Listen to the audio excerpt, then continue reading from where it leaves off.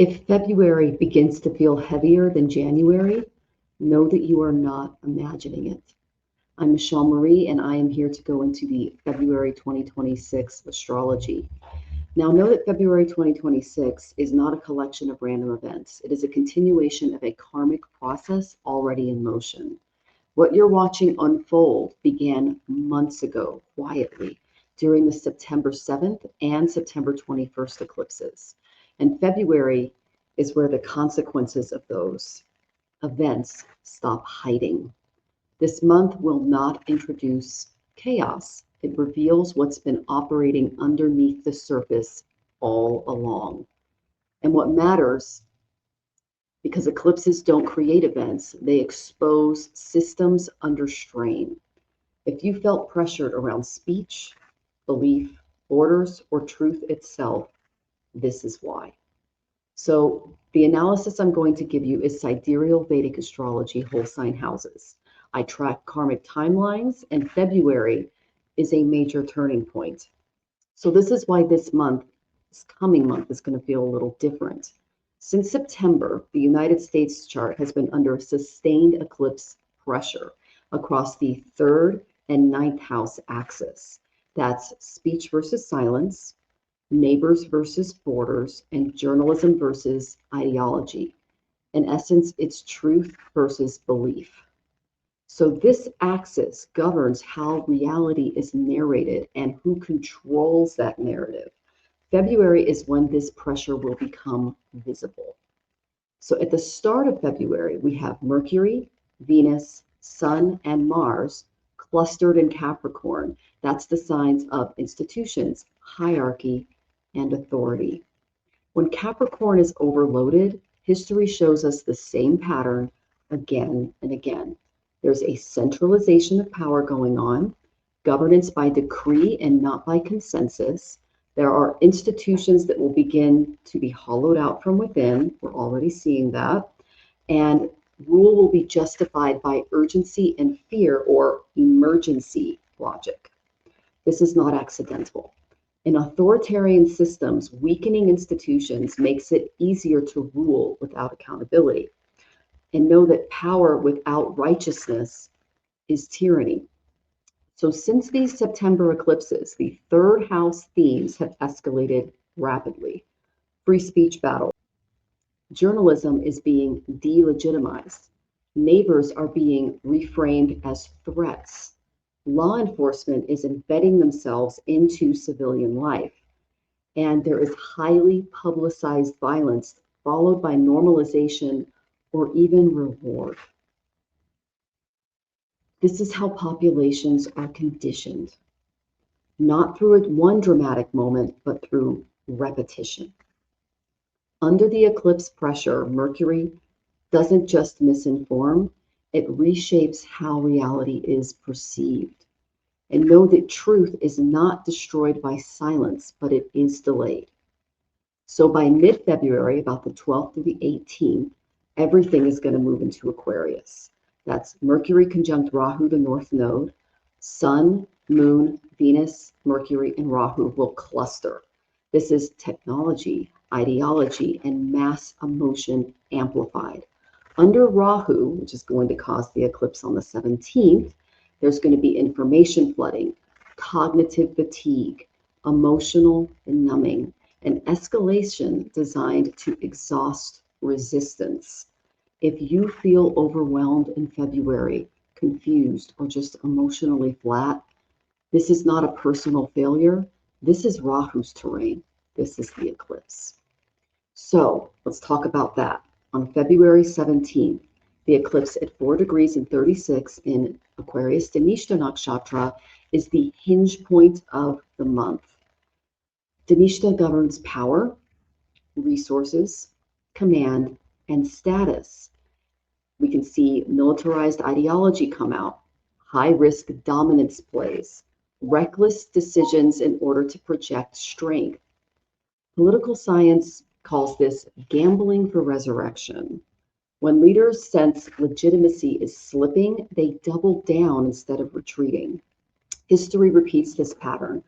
I looked into Mussolini entering World War II, Putin invading Ukraine, Foreign aggression used to restore authority. Because this eclipse activates the ninth house of the United States, we can expect foreign interventions, border and visa instability, attacks on education and philosophy, and moral frameworks will be weaponized.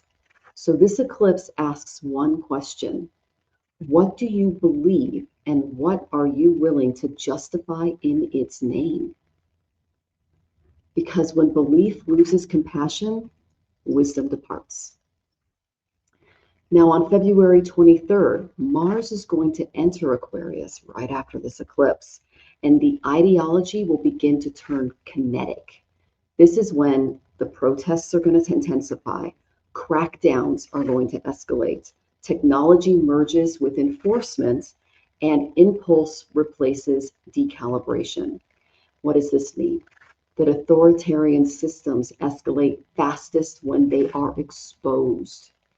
Astrologically, when Mars is under Rahu, it forms an anagaric yoga.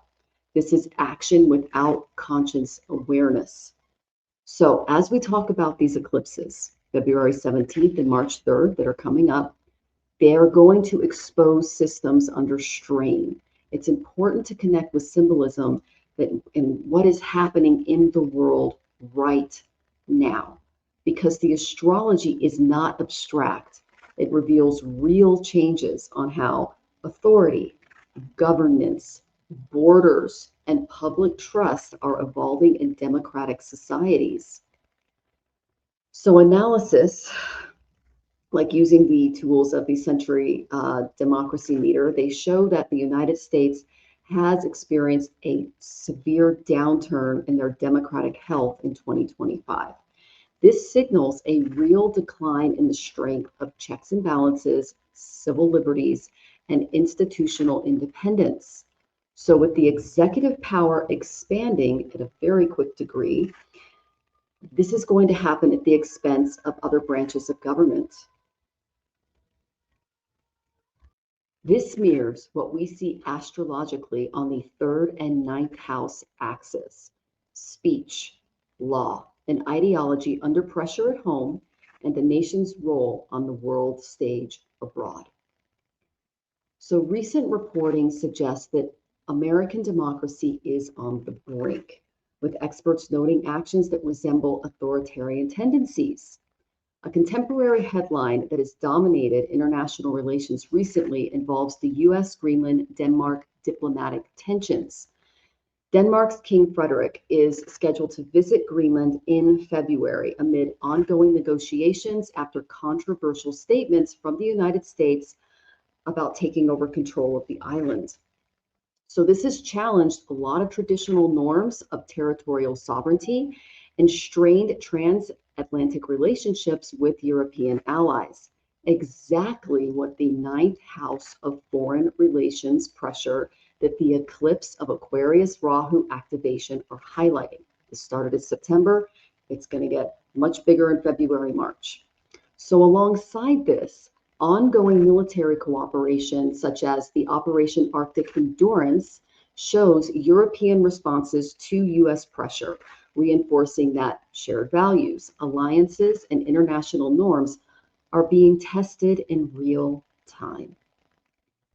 Global trend reports show that overall, fewer countries now meet modern standards of democracy than in the recent past. And now the world is shifting to an authoritarian system. It's increasing. So this fits the eclipse theme of systems under strain and the need for truth and accountability. In Latin America, analysts are warning of democratic setbacks in countries long seen as democratic successes. Another real-world reflection of the eclipse axis, making visible what has been under pressure. So let's talk about some elections that are coming up.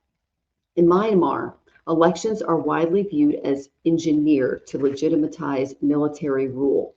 And without critics pointing out the repression, exclusion of opposition parties, and low turnout, this has drawn condemnation from human rights groups and underscores how electoral structures can become vehicles for authoritarian consolidation.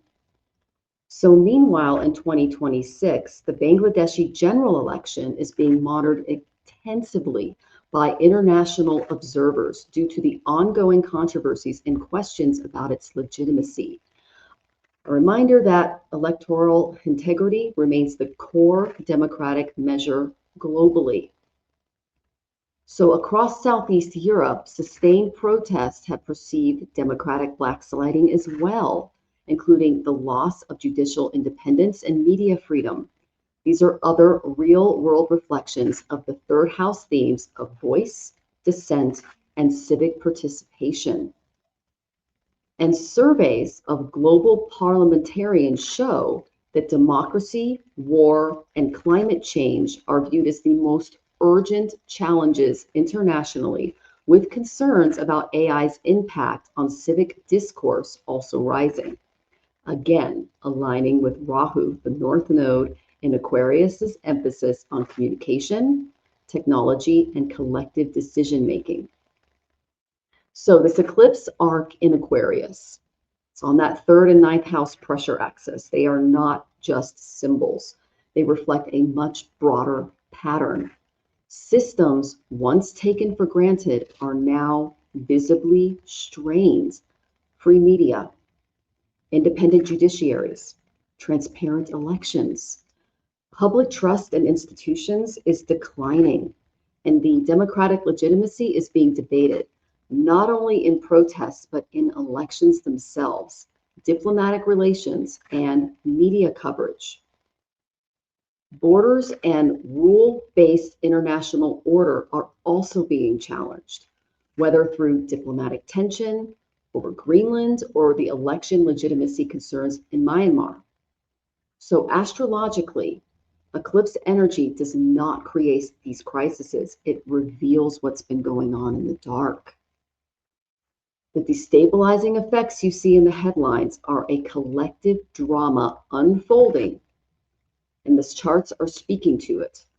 That's why remedies, discernment, and grounded presence are more necessary now than ever. So let's get into that. February is a very karmic turning point month, dominated by these Aquarius eclipses, Rahu activations, and a Mercury retrograde. So Jupiter will offer wisdom, but only if you listen. And what you choose consciously will now shape the months ahead. So I'm going to give readings by sign based on love, career, and health so that you can see what's coming. And this is where the collective story that I just went over becomes personal. So let's begin with Aries. A lot of this energy is happening in your 11th house. This is for ascendant suns and moons. February will activate friendships, alliances, and long-term goals. Group dynamics may fracture or clarify suddenly, revealing who is truly aligned with your future vision. When it comes to your love and relationships, dear Aries, friendships and alliances will be tested. You are asked to observe who supports your future vision and who drains it. Avoid impulsive reactions around mid-month. Career and money. Group projects and long-term goals will shift suddenly for you. A professional opportunity may dissolve so truer one can emerge. Health and wellness. Mental overstimulation is going to be your biggest challenge this month. Limit your news, your social media, and any heated discussions. Now, some remedies that you can do, dear Aries, is you can chant Shiva's mantra, and I'll give that to you now. Om Namah Shivaya, Om Namah Shivaya, Om Namah Shivaya, Om Namah Shivaya. And you can especially do this on Maha Shivaratri. You can donate to a community cause and try to serve without expectation.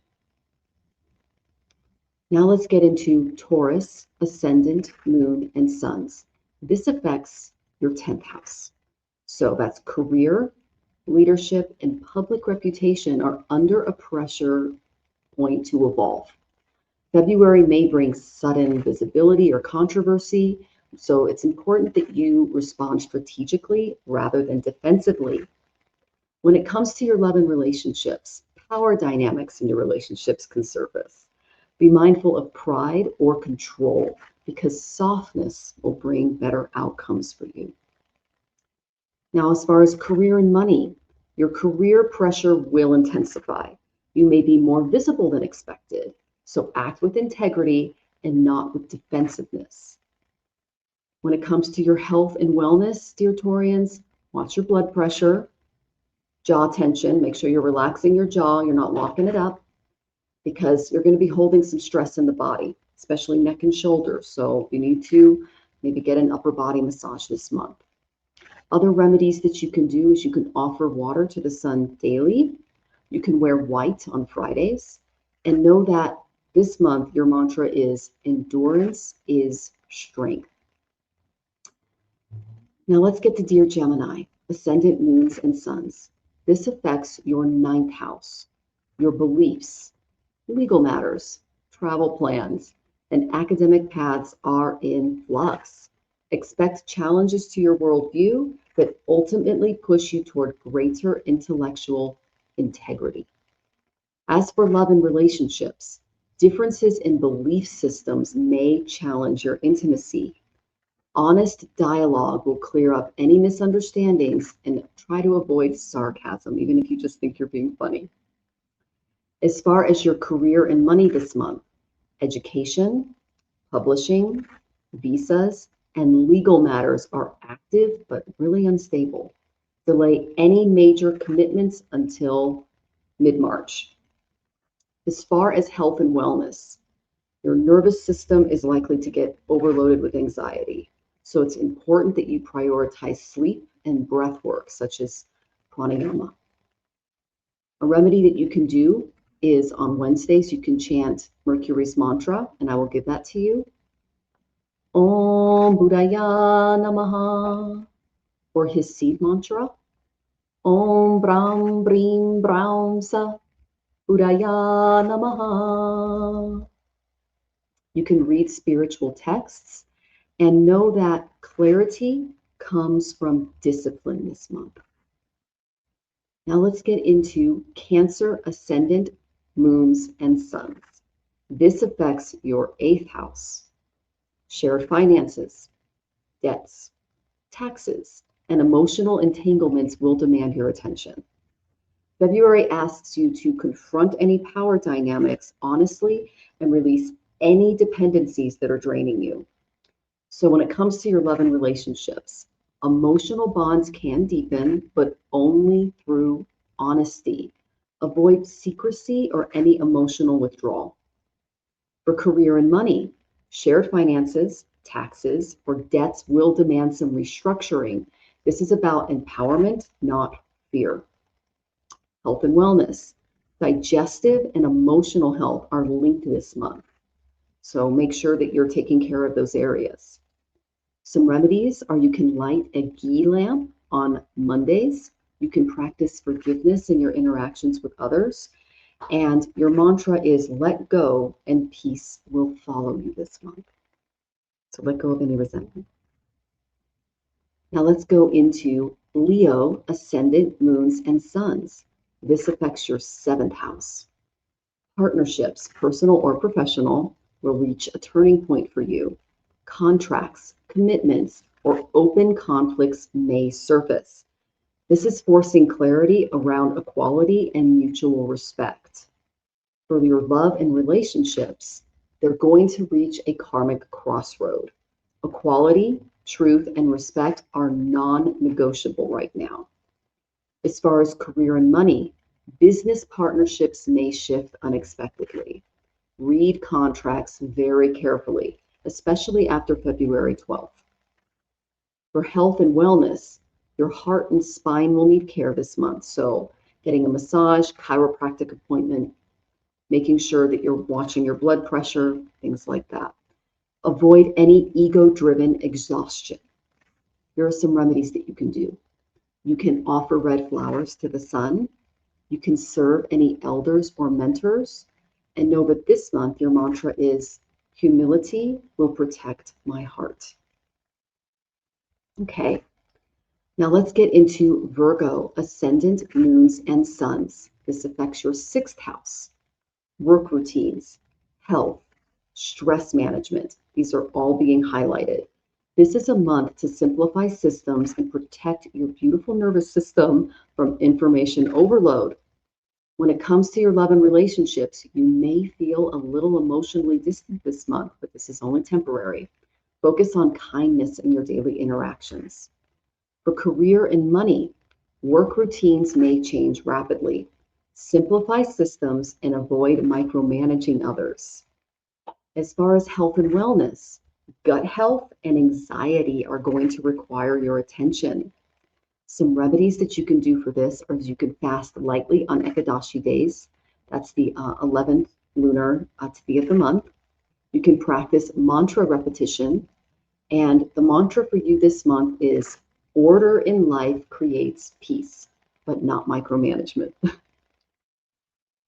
Now let's get to Libra, ascendants, moons, and suns. This affects your 5th house. Creative expression, romance, and matters involving children will take an unexpected turn. February encourages authentic joy rather than approval seeking or any type of performative pressure. When it comes to your love and relationships, romance intensifies but may feel a little unpredictable. Avoid idealizing someone too quickly. When it comes to career and money, creative projects will surge, but timing really matters. So don't launch anything, especially during the Mercury retrograde. When it comes to your health and wellness, balance pleasure and discipline. And some remedies that you can do are you can chant to Venus on Fridays, and I'll give you a very simple mantra for that. Om Shukraya Namaha. And the seed mantra, Om Dram Drim Dram Sa Shukraya Namaha. You can create art or music and know that joy is sacred when disciplined. Is something you can carry around this month. Now, let's get to Scorpio, ascendant, moons, and suns. This affects your 4th house. That's home, family, emotional security. They're all going to be under review. You may feel pulled to redefine what home means physically, emotionally, and especially politically. As for your love and relationships, family or ancestral themes can arise, and healing comes from that emotional honesty. Career and money, real estate, or home-based decisions may shift suddenly, so avoid any reactive decisions. Health and wellness, emotional detox is essential for you this month. Here are some remedies. Clean your living space with intention. Practice silent meditation, and know that this month, purity of heart is liberation for you. Now let's get to our lovely Sagittarians, ascendants, moons, and suns. This affects your 3rd house. That's communication, media, siblings, and neighbors will be karmic themes. Choose words very carefully. What you say or post now will carry karmic weight in the future.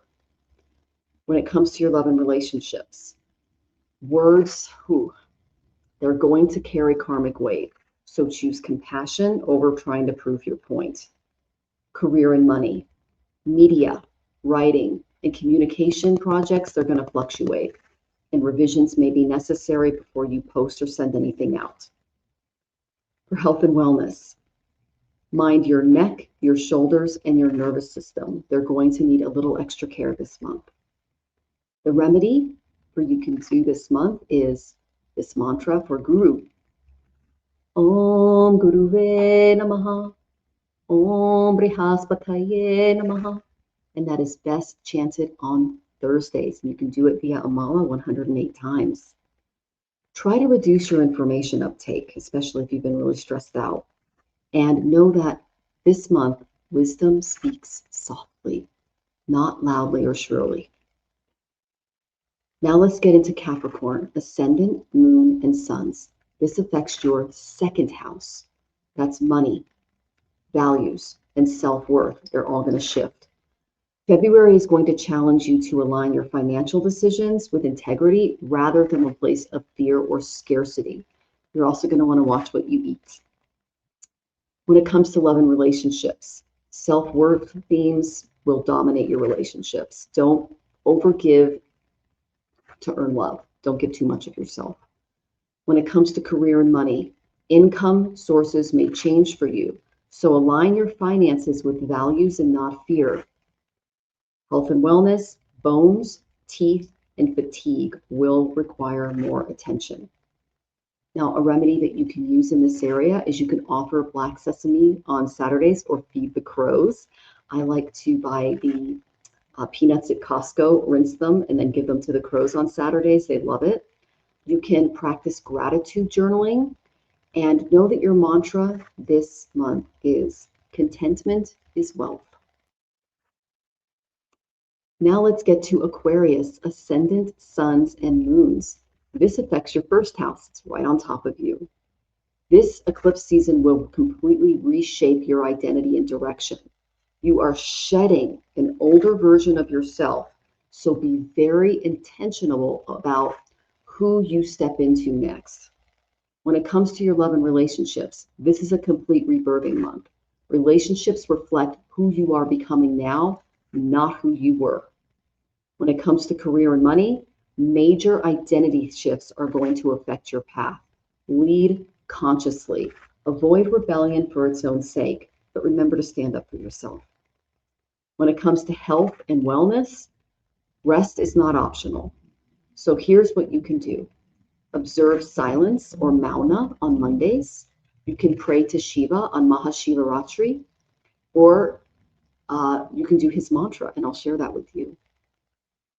Om Namah Shivaya, Om Namah Shivaya, Om Namah Shivaya, Om Namah Shivaya.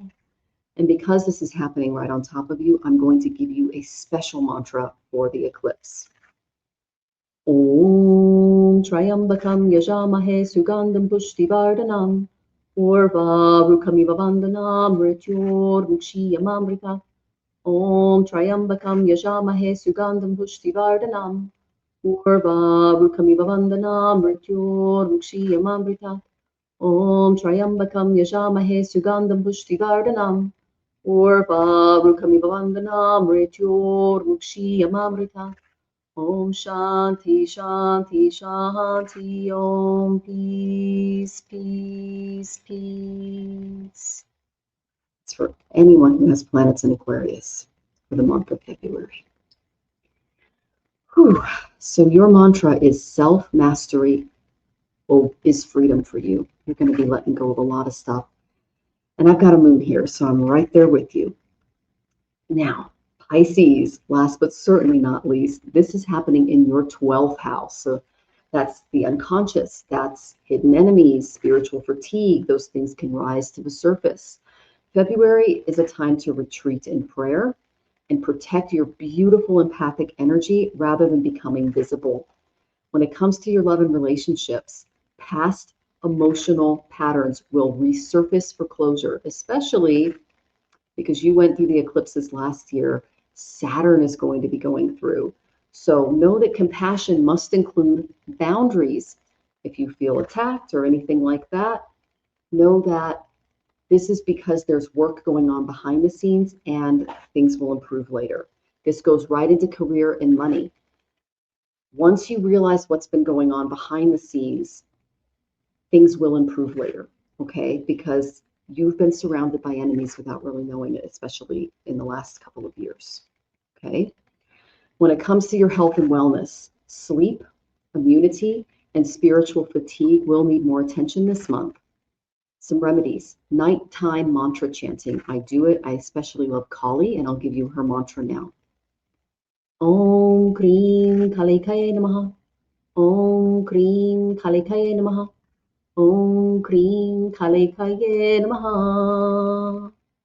And do that right before bed, and it's a protection mantra. It'll help you with your dream state. You can do salt water baths or other water rituals. And you can also rely on the fact that when you withdraw, you can renew your strength. Okay.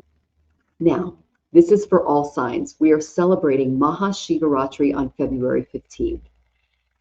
Things you can do on this day. Fast lightly or avoid grains like you would on an Ekadashi. Chant Om Namah Shivaya 108 times. And set one sincere intention to release fear, anger, or attachment in an area that you're struggling in. And know that surrender is not weakness, it is a supreme strength. That's the mantra for February 15th. Now, how do we stay grounded through all of this energy? February is not about panic. It's about conscious participation. And if you speak less and observe more, you will be benefited. Protect your nervous system this month and avoid any major commitments 48 hours before and after the eclipse. Work with mantra and routine and not reaction. And be calm, be vigilant, and especially be compassionate. And that includes yourself. So know that authoritarian systems rely on fear, speed, and absolute exhaustion. Eclipses show karma so that it can be seen. February is not asking you to react. It asks you to recognize these patterns that history has already taught us. That's how I track this. I'm a historian as well as an astrologer. And the story continues with the March 3rd eclipse, which I'll go more into next month. That's when consequences and reversals will become even clearer.